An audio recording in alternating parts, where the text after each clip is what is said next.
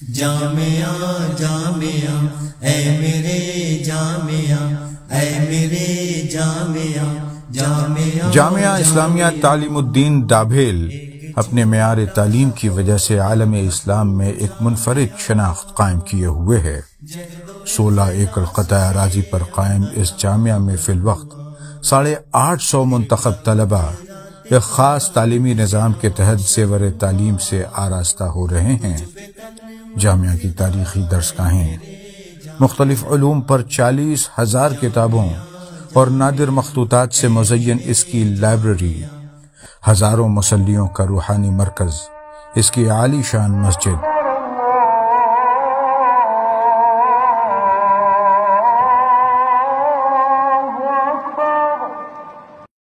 عالمی معیار سے مطابقت رکھتے اس کے ہاسٹلز، ہائیجین کا خاص خیال کر کے تینوں وقت کھانا تیار کرتا اس کا کچن اور وسیع ڈائننگ ہال، یہ ساری سہولیات جامعہ کے طلبہ کو یکسو ہو کر صرف حصول تعلیم پر توجہ مرکوز کرنے میں اہم کردار ادا کرتی ہیں۔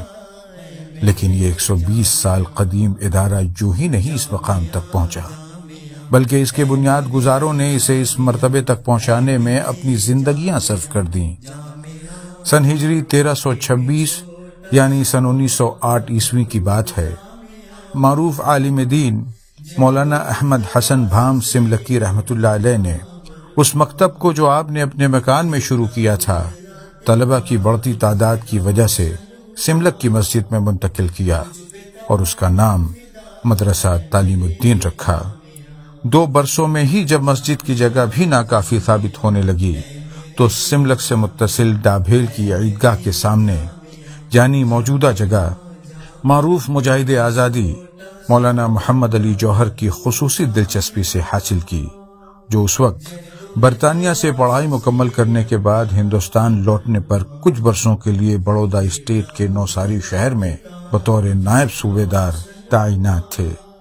اس نئی جگہ پر تعمیراتی کاموں کے سلسلے میں مطلوبہ فنڈ کی فراہمی کے لیے حضرت مولانا احمد حسن بھام ساؤتھ افریقہ تشریف لے گئے، جہاں متمول گجراتی مسلمانوں کی کثیر تعداد آباد تھی۔ شومی قسمت کہ اسی دوران ساؤتھ افریقہ میں طاعون جیسی مہلک وبا پھیل گئی اور مولانا اس کا شکار ہو گئے۔ سن 1918 میں محض 41 برس کی عمر میں آپ مدرسہ تعلیم الدین کی ترقی کی راہ میں شہید ہو گئے۔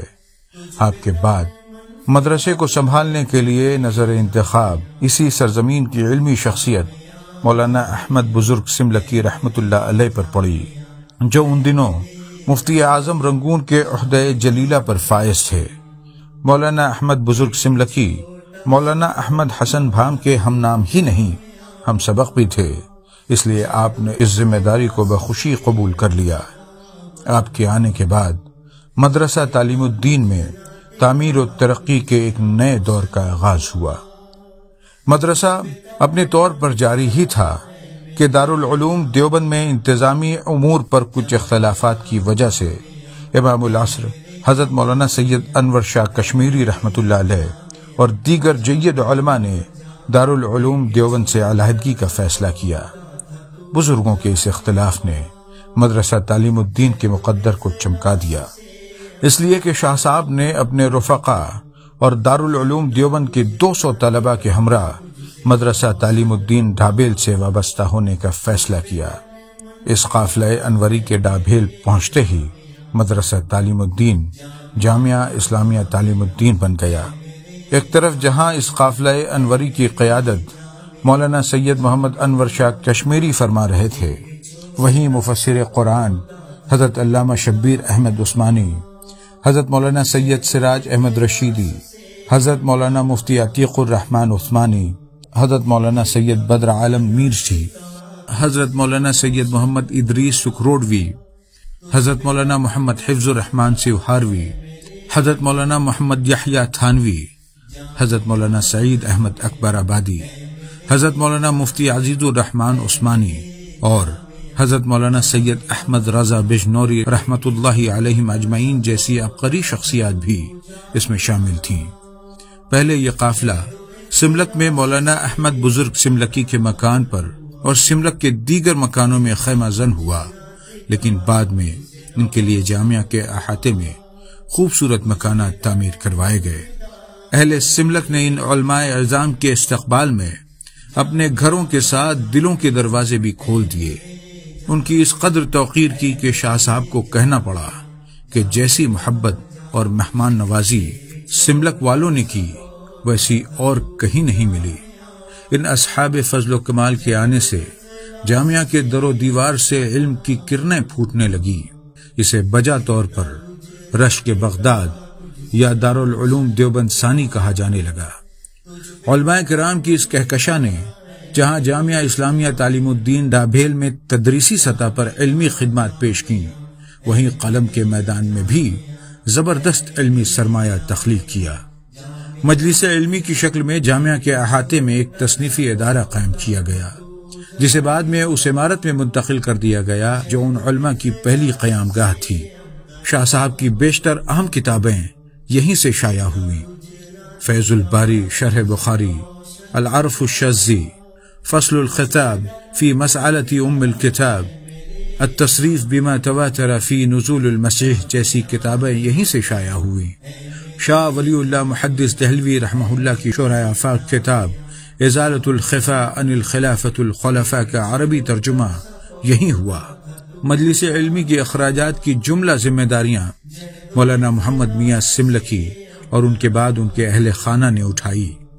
مولانا میاں محمد سملکی مولانا انور شاہ کشمیری کے وہی شاگرد ہیں جن کی شادی کی دعوت پر سب سے پہلے آپ سملک تشریف لائے تھے۔ اسی دوران ایسے واقعات پیش آئے جن سے جنگ آزادی میں جامعہ اسلامیہ تعلیم الدین ڈابھیل کا شاندار کردار بھی سامنے آتا ہے۔ سن 1930 میں نمک کے قانون کے خلاف گاندھی جی نے سابرمتی آشرم سے ڈانڈی کے ساحل تک ڈانڈی مارچ کا فیصلہ کیا۔ اس 388 کلومیٹر کے پیدل مارچ کا راستہ ڈابھیل کے قریب سے ہو کر گزرتا تھا۔ چنانچہ 3 اپریل 1930 کو جب یہ قافلہ کفلیتا پہنچا تو مولانا عبدالحی کو مولانا احمد بزرگ سملکی اور شاہ صاحب کے حکم پر جامعہ کے طلبہ کے ہمراہ گاندھی جی کا استقبال کرنے کے لیے بھیجا گیا، اور اس تحریک کی حمایت کے مکتوب کے ساتھ ساتھ اس میں ہو رہے مصارف کے لیے ڈابھیل اور سملک کے مسلمانوں کی جانب سے 51 روپے کا چندہ بھی پیش کیا گیا، جو برادران وطن کے چندے سے دگنا تھا۔ اس کے بعد جب جامعہ سے قریب دھامن گاؤں میں گاندھی جی نے قیام کیا تو حضرت مولانا انور شاہ کشمیری کے حکم پر مولانا مفتی عتیق الرحمن عثمانی اور مجاہد ملت مولانا حفظ الرحمن سوہاروی صاحبان گاندھی جی سے ملنے پہنچے۔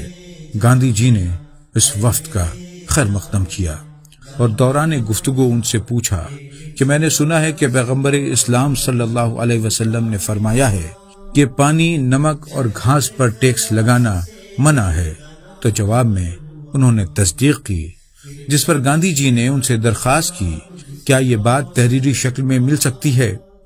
ان علماء نے حامی بھر لی اور دوسرے دن اس ضمن کی احادیث حوالے کے ساتھ لکھ کر گاندھی جی کو پیش کی۔ گاندھی جی بہت خوش ہوئے اور نوساری میں ہوئے عوامی جلسے میں اس فتوے کا ذکر کرتے ہوئے کہا کہ اس نے ہماری تحریک میں نئی جان ڈال دی۔ جامعہ کے علماء اور اساتذہ ڈانڈی بھی پہنچے اور وہاں برطانوی پولیس کی زیادتیوں کا شکار ہوئے، لیکن گاندھی جی کا ساتھ نہیں چھوڑا۔ اسی طرح کسانوں پر عائد ظالمانہ ٹیکس کی عدم ادائیگی کے عوض برٹش سرکار کسانوں کی جائیداد ضبط کر کے اسے کوڑیوں کے بھاؤ نیلام کرتی اور اس سے اپنا ٹیکس وصول کرتی۔ سردار ولبھ بھائی پٹیل نے اس کے خلاف ایک تحریک چھیڑی اور لوگوں کو اس نیلامی میں حصہ لینے سے منع کیا۔ چنانچہ پارٹی دار سماج کے لوگوں نے جامعہ اسلامیہ ڈابھیل سے فتویٰ طلب کیا کہ کیا اس طرح کی نیلامی میں زمین جائیداد کی خریدی اسلام میں جائز ہے۔ اس ضمن میں مولانا مفتی عتیق الرحمن عثمانی رحمہ اللہ نے انتہائی جرأت کے ساتھ فتویٰ صادر کیا کہ ایسا کرنا کسی مسلمان کے لیے شرعاً جائز نہیں۔